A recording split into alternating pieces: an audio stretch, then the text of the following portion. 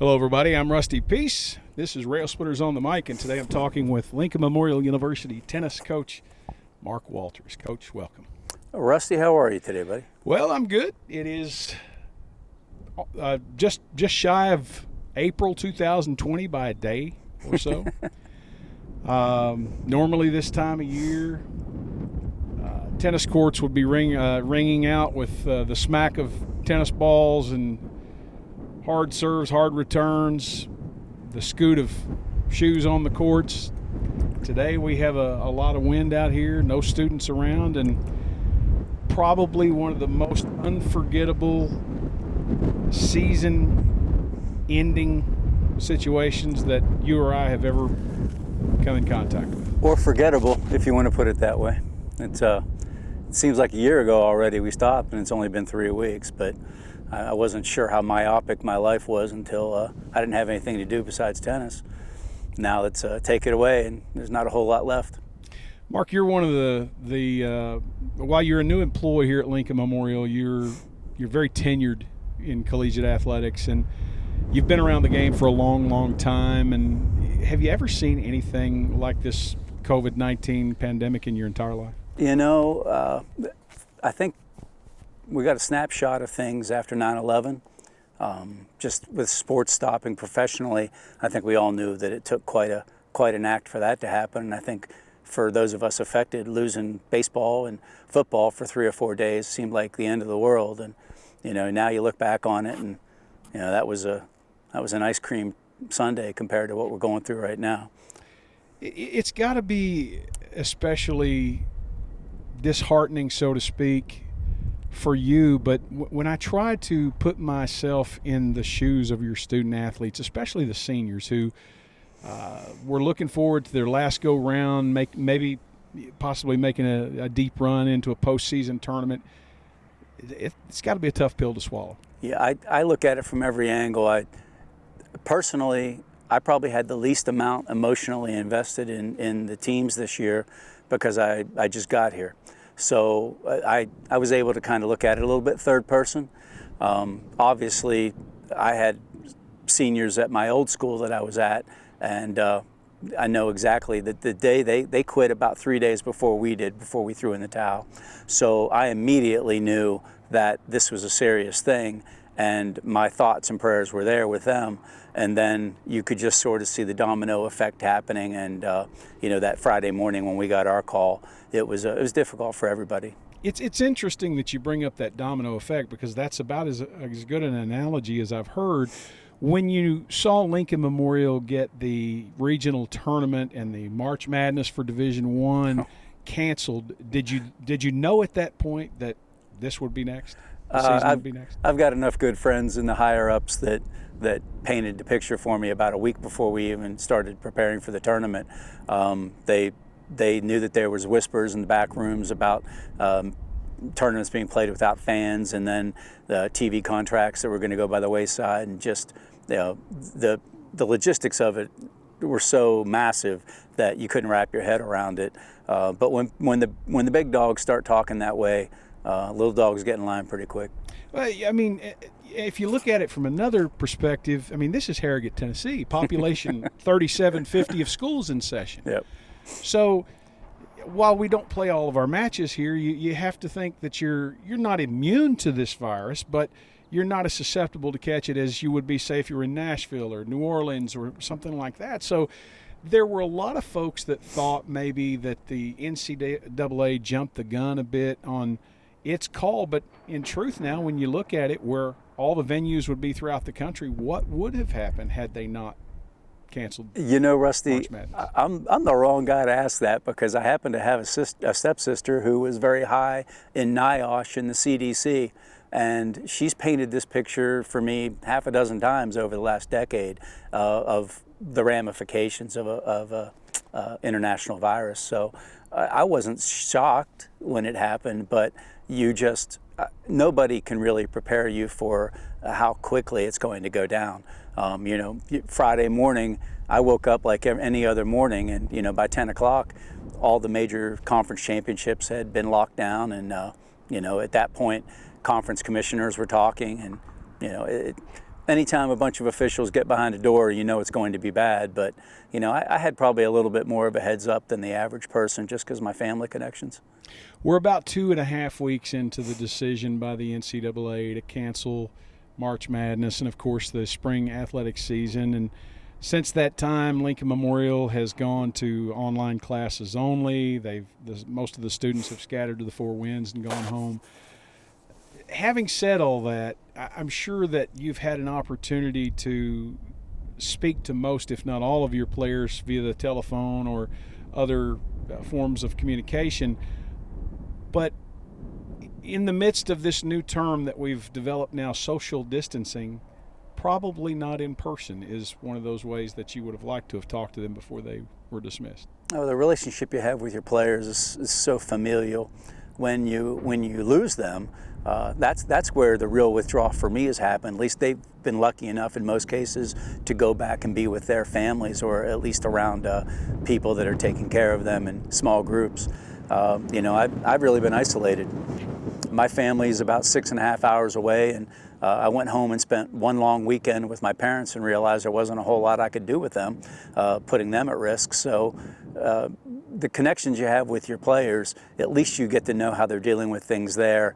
But I've got maybe 50% of them are in contact fairly constantly. You can just hear it in their voices that they just don't know what to do with themselves. You came in as a first-year head coach here at Lincoln Memorial, but you had been head coach in other institutions throughout the country. And in looking at these two programs, I don't think there was any question when you came in that the men's program had a little bit of growing to do and a little bit of development to do to get back to that contender for a conference or regional title. But the women really did have a chance of making a deep run into postseason play. I think they surprised a lot of people, including me. Our programs over the last 2 years, just with the transition, have been a little bit like a Tenga stack of sticks. Take a couple players out each year and not really replacing the talent level, especially on the men's side with the depth that we've had. Then you have a couple of injuries and suddenly a very fragile product. I think going into the season, we knew the men's was going to be in a precarious situation. They just got off to the exact opposite start that the women did.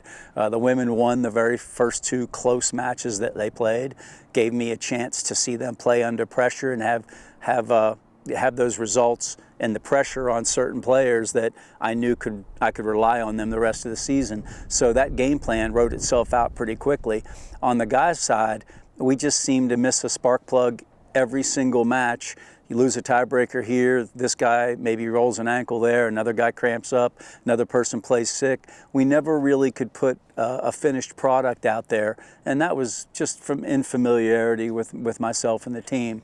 I will say, speaking to the seniors, Xavi Marte and Jake Tookman, both of those guys just rode the wave the whole year. Even when things were down and looking bleak at 1-8, they didn't throw in the towel. They played individually for the team and kept their heads up. And when those moments came where we had a chance to get a result, they were ready for that. And I think when opportunity knocks, if you're not prepared for that and you're not mentally ready to recognize it, it can get by you. And early in the year, we knew when we got beat or how we lost. But later in the year, we lost a match where one of my players said to me, you know, Coach, it's the same old situation. Here we are. How come I always have to win? And I said, well, that's the way the team's built. But you're an older guy and you can handle it. And I know you can handle it. And that's why I got you in this spot. And he paused for a second and went back out and played the rest of his match. Now, he lost a really close 3-setter. And, of course, we lost 4-3. But I think that set the stage for the next 2 weeks because he won out on his last 4 matches, and we won 3 matches in a row to finish the season, including 2 upsets. So those 4 threes can go a lot of different ways, but the team that has a good plan and has been there already, when you get the positive result early, you can ride that knowing that, hey, we win these kind of matches. It just took half a season for the men to get that kind of feeling. So comments and philosophies like that as a player are what you hope for from your coach. And clearly you have been there for them in that regard. When it comes to the situation at hand with the termination of the spring season, there's really no playbook to go by. No speech for that one. And you have to look at it as though Where do we go from here? What do you tell them, Mark? You know, it changes every day. I think they're starting to get a bit more of a realistic look at their lives. The emotions worn off a little more, and they're into the day-to-day of their online classes and trying to finish up. Obviously, the NCAA's got some decisions to make here, and that'll help us with answers for the kids. But by and large, tennis players are pretty resilient guys and girls. They are individual athletes, and they have to deal with their stuff internally as much as they do with the group of their teammates. Your teammates are there for you in tennis before the match starts and after the match starts, but you really don't draw as much energy from them as you do from yourself. And so if you're that kind of person that rebounds from the small adversity, when something like this comes along, it doesn't take you too long to see it through clear glasses.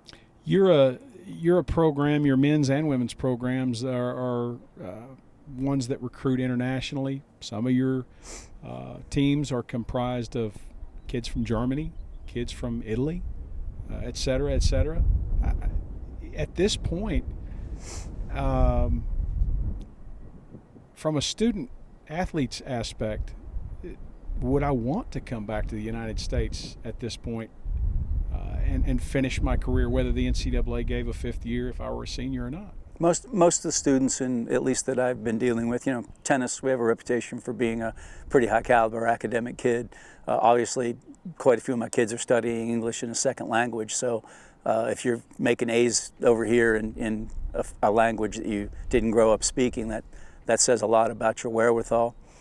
I feel like most of the kids already had their plan for summer and fall and what they were doing next year.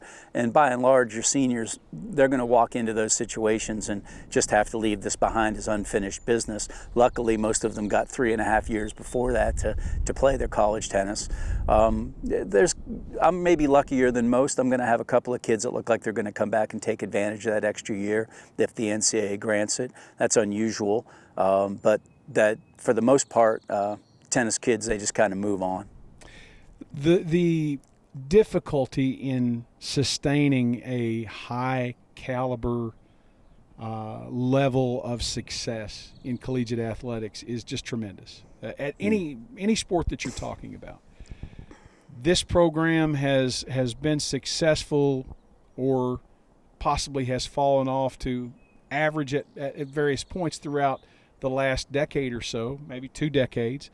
But for the most part, it's been up toward the top of the conference. Not ununique to it's not a situation where it's just unique to Lincoln Memorial. Programs throughout the country will have to deal with this, but an event like this could be devastating to that success if the proper steps aren't taken by administration and coaches. I think the key issue for most of college tennis is going to be how are the internationals going to be affected. It's very real right now that a good possibility that these kids are not going to be allowed to come back on time in the fall. I know that's looking 3.5 months ahead, but they're all sort of preparing for that possibility of having an online fall semester as well. As far as the freshman recruits have yet to come in, who knows how a delay like that would impact them. But when you have international players, they're affected differently than the domestics. It's very possible that some of the best teams in the country are going to lose half their roster, at least for the fall. And who knows how that'll affect college athletics, college tennis in general. So with the question mark of who will return, who won't, for me that begs the question as well, do you as a coach have to recruit as though they are not coming back right now? No, I think that'd be very premature and probably irresponsible to even talk like that. One thing about 18-year-olds, as you said, they're very resilient. They've lost a lot. The seniors coming in and the seniors going out are a completely different story. That's one kind of sorrow.